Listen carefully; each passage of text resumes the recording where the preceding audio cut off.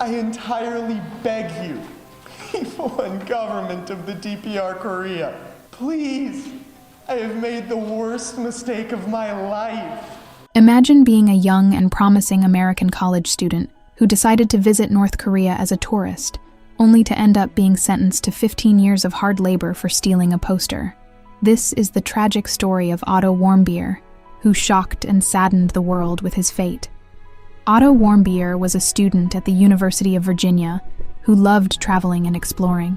He joined a tour group called Young Pioneer Tours, which offered trips to North Korea for adventurous travelers. He arrived in Pyongyang in December 2015, hoping to see the mysterious country with his own eyes.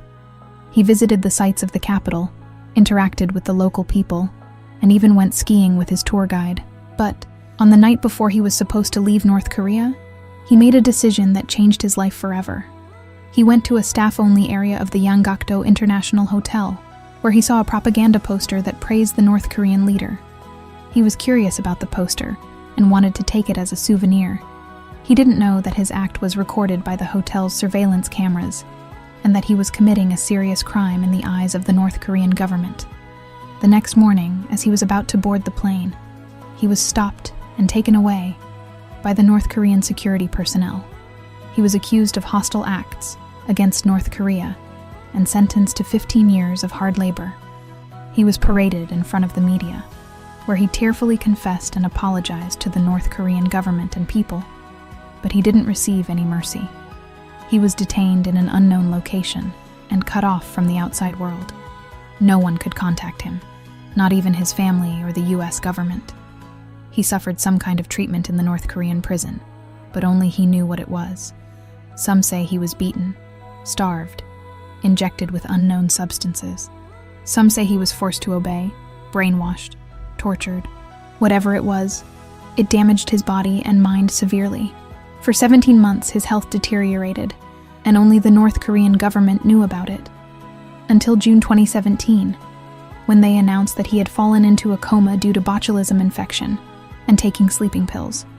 They agreed to release him on humanitarian grounds and sent him back to the US in an urgent medical evacuation. But it was too late.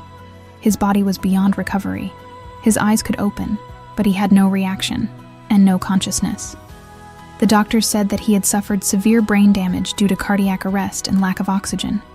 His parents said that he looked very painful, but he was peaceful before he died. He passed away on June 19, 2017, at the age of 22.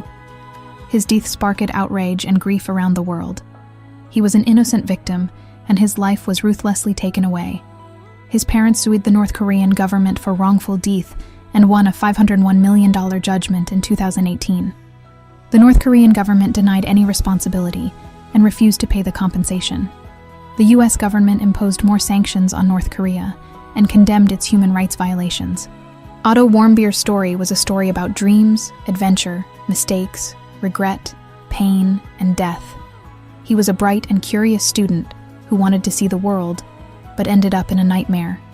His story should not be forgotten, and his life should not be wasted.